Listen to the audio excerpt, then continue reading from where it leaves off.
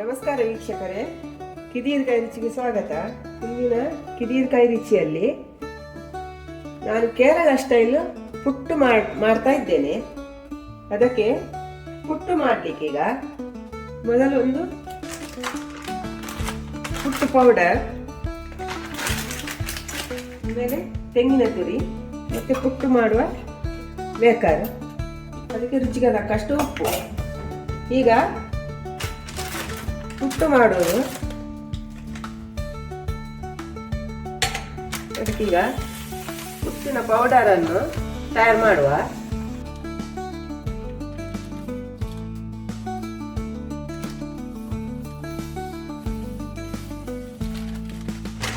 ಅರ್ಧ ಕಿಲೋ ಪುಟ್ಟಿನ ಪೌಡರ್ ಹಾಕಿದ್ದೇನೆ. ಇದರಲ್ಲಿ 2 ಲೋಟ ಬಂದಿದೆ ನೋಡಿ. ಇದನ್ನು ಈಗ ನೀರು ಹಾಕಿ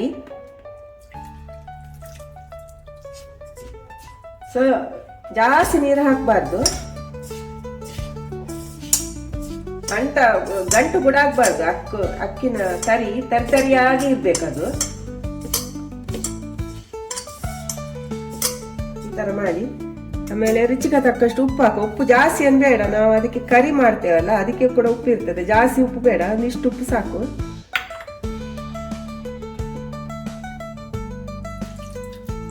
ನೋಡ್ಕೊಂಡು ಎಲ್ಲ ಅಕ್ಕಿ ತರಿ ಎಲ್ಲ ನೀರಲ್ಲಿ ಒದ್ದೆ ಆಗ್ಬೇಕಷ್ಟೇ, ಜಾಸ್ತಿ ನೀರು ಹಾಕಬಾರ್ದು.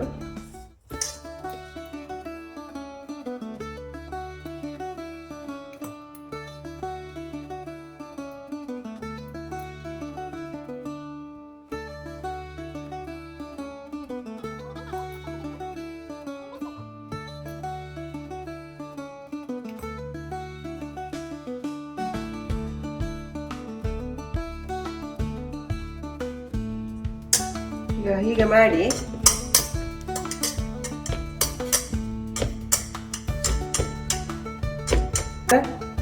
ಹುಡಿಯಾಗಿ ಇರ್ಬೇಕು.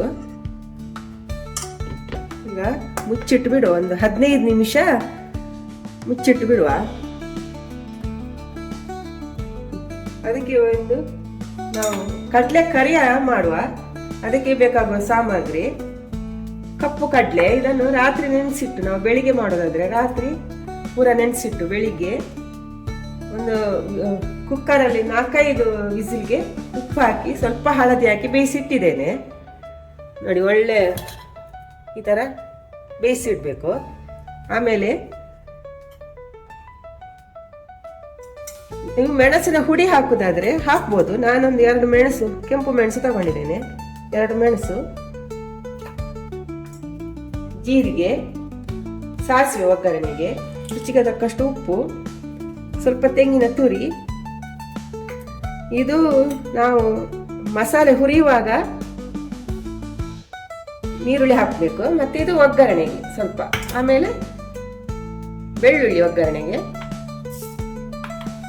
ಕಾಳುಮೆಣಸು. ಖಾರ ಎಷ್ಟು ಬೇಕೋ ಅಷ್ಟು. ಮೊದಲಿಗೆ ಗ್ಯಾಸ್ ಸ್ಟವ್ಗೆ ಸ್ವಲ್ಪ ಒಗ್ಗರಣೆಗೆ ಸ್ವಲ್ಪ ಎಣ್ಣೆ ಬೇಕು. ಸ್ವಲ್ಪ ಎಣ್ಣೆ ಹಾಕಿ ಮೆಣಸು,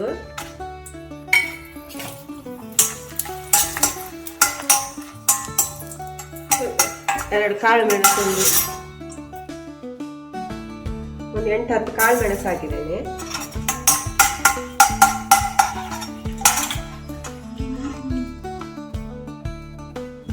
ಜೀರಿಗೆ, ಆಮೇಲೆ ನೀರುಳ್ಳಿ ಇಷ್ಟನ್ನು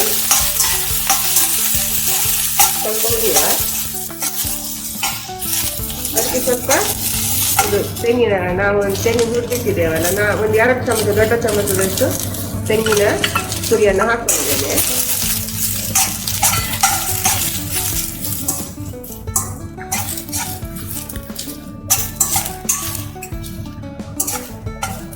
ಸ್ವಲ್ಪ ಒಂದು ಕಲರ್ ಸ್ವಲ್ಪ ಚೇಂಜ್ ಆಗಬೇಕಷ್ಟೇ, ಅಷ್ಟು ಹುರಿಯುವ ನೋಡಿ.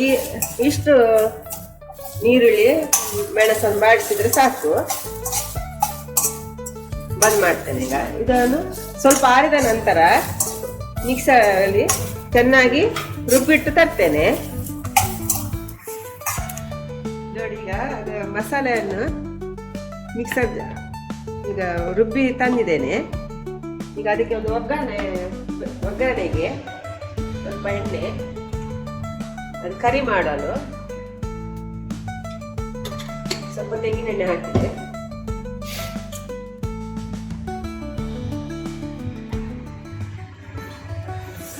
ಸಾಸಿವೆ, ಆಮೇಲೆ ಜೀರಿಗೆ ಮತ್ತು ಬೆಳ್ಳುಳ್ಳಿ. ಈಗ ನೀರುಳ್ಳಿ ಹಾಕುವ.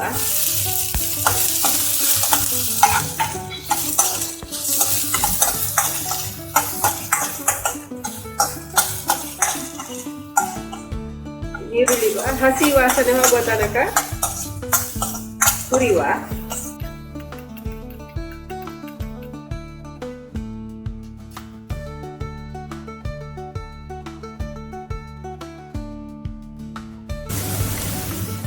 ಈಗ ಈರುಳ್ಳಿ ಬೇಯಲು ಇಷ್ಟು ಉಪ್ಪು ಹಾಕ್ತೇನೆ.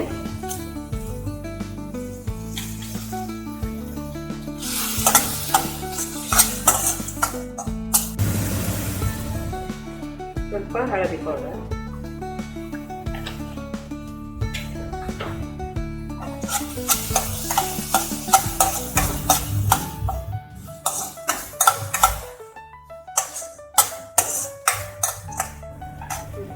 ಈಗ ನೀರುಳ್ಳಿ ಇಷ್ಟು ಇದಕ್ಕೆ ಬೇಯಿಸಿದ ಕಡಲೆ ಹಾಕ್ತೇನೆ.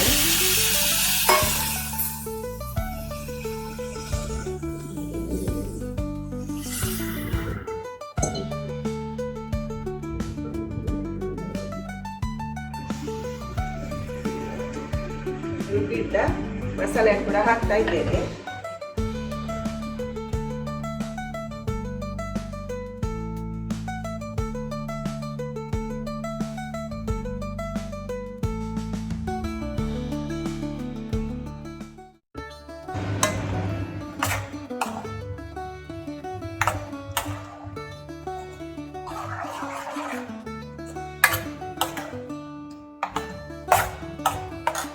ಈಗ ರುಚಿ ನೋಡಿ ನಾವು ಕಡಲೆ ಬೇಯಿಸುವಾಗ ಕೂಡ ಉಪ್ಪು ಹಾಕ್ತೇವೆ.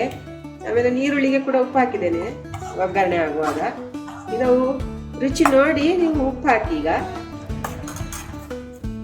ಇದು ಕುದಿಲಿಕ್ಕೆ ಇಟ್ಟಿದ್ದೇನೆ. ಇದು ಕುದಿ ಬರಲಿ ಅಷ್ಟೊತ್ತಿಗೆ ನಾವು ಹುಟ್ಟು ನಾವು ಕಲಸಿಟ್ಟಿದ್ದೇವಲ್ಲ, 15 ನಿಮಿಷ ಆಯ್ತು ಈಗ ಕಲಸಿಟ್ಟು. ಈಗ ಈ ತರ ಸ್ವಲ್ಪ ಒಂದು ತರಿ ಜಾಸ್ತಿ ಅಂತ ಆದ್ರೆ ಇನ್ನು ಸ್ವಲ್ಪ ನೀರು ಹಾಕುವ.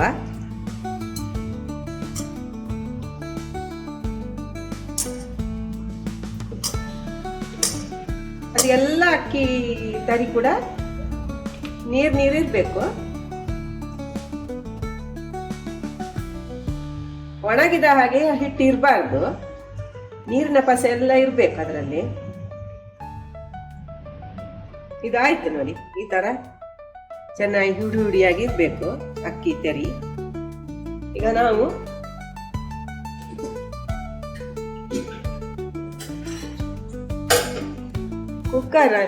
ಕುಕ್ಕರಲ್ಲಿ ಸ್ವಲ್ಪ ಒಂದು ಬಿಂದಿಗೆ ನೀರು ಹಾಕಿ ಈಗ ಬಿಸಿಗೆ ಇಡ್ತಾ ಇದ್ದೇನೆ. ಇದಿಡುವಾಗ ಬಿಸಿಲನ್ನು ಮಾತ್ರ ನಾವು ತೆಗೆದಿಡ್ಬೇಕು. ಮತ್ತೆ ರಬ್ಬರೆಲ್ಲ ಹಾಕಿ ಕುಕ್ಕರಲ್ಲಿ ಹೀಗೆ ಇಡುವ. ಈ ತರ ಚೆನ್ನಾಗಿ ಕುಕ್ಕರ್ನ ನೀರು ಬಿಸಿ ಆಗ್ಬೇಕು, ಕುದಿಬೇಕು ನೀರು. ನೋಡಿ ಈಗ ಈ ತರ ಇರ್ತದೆ ಹುಟ್ಟಿನ ಮೇಕರ್. ನೋಡಿ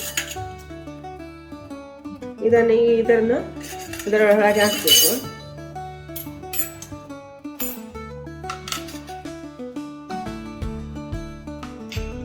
ಈಗ ಇದು ಹಿಡ್ಕೊಂಡು ನಾವು ಈಗ ಪುಡಿ ಮಾಡಿ ಇಟ್ಟಿದ್ದೇವೆ ಅಕ್ಕಿ ತರಿ. ಇದನ್ನು ಈ ತರ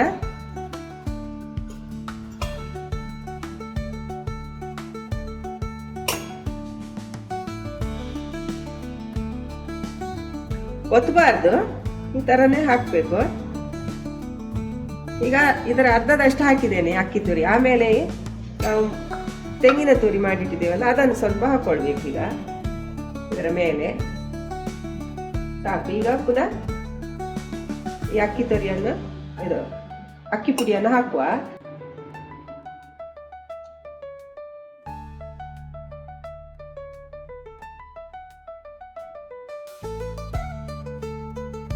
ಈಗ ಅದಕ್ಕೆ ಇನ್ನು ಸ್ವಲ್ಪ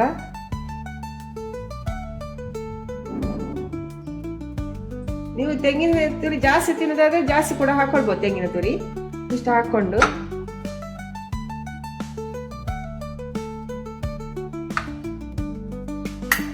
ಈ ಮುಚ್ಚಳವನ್ನು ಹೀಗೆ ಮುಚ್ಚಬೇಕು ಗಟ್ಟಿಯಾಗಿ.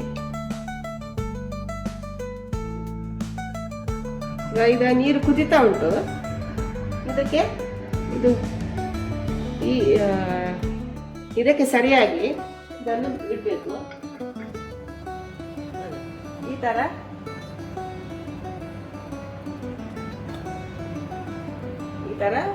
ಇಡಬೇಕು. ಅದರ ಕುಕ್ಕರ್ನ ವಿಜಿಲಿನ ಇದಕ್ಕೆ ಸರಿಯಾಗಿ ಇಡಬೇಕು.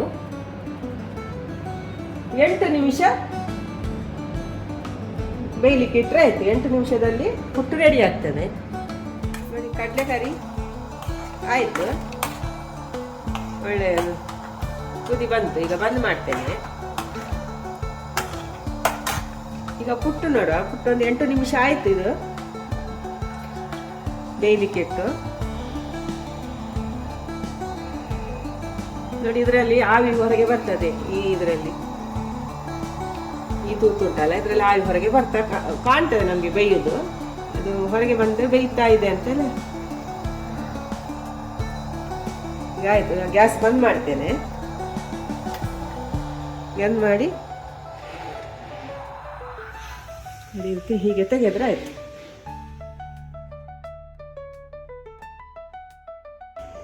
ನೋಡಿ, ಈ ತರ ಮುಚ್ಚಳ ತೆಗಿಬೇಕು. ಈ ಕಡ್ಡಿ ಇದರಲ್ಲಿ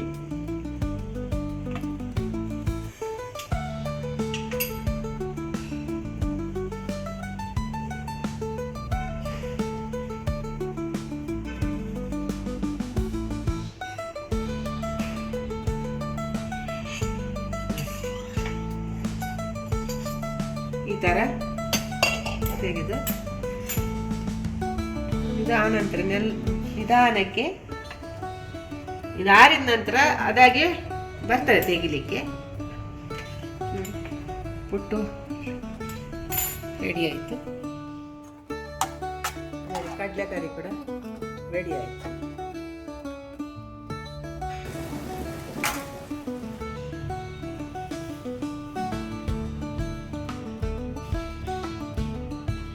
ನೋಡಿ, ಕಡಲೆಕರಿ ಮತ್ತು ಕೇರಳ ಸ್ಟೈಲ್ ಪುಟ್ಟು ರೆಡಿಯಾಗಿದೆ. ನೋಡಿ, ತುಂಬ ರುಚಿಯಾಗಿರ್ತದೆ ಬಿಸಿ ಬಿಸಿ ತಿನ್ನಲಿಕ್ಕೆ. ಈಗ ಇದರ ಜೊತೆಗೆ ತೆಂಗಿನ ಚಟ್ನಿ ನಾವು ಮಾಡ್ತೇವಲ್ಲ ಈ ಸೈಡಲ್ಲಿ, ಉಡುಪಿ ಸೈಡಲ್ಲಿ, ಹಾಗೆ ತೆಂಗಿನಕಾಯಿ ಚಟ್ನಿ ಮಾಡಿ ಕೂಡ ತುಂಬ ರುಚಿ ಆಗ್ತದೆ. ನೋಡಿ, ಈ ಥರ ನೀವು ಮನೆಯಲ್ಲೇ ಮಾಡಿ ನನಗೆ ಹೇಗೆ ಆಗಿದೆ ಅಂತ ಕಮೆಂಟ್ ಮೂಲಕ ತಿಳಿಸಿ.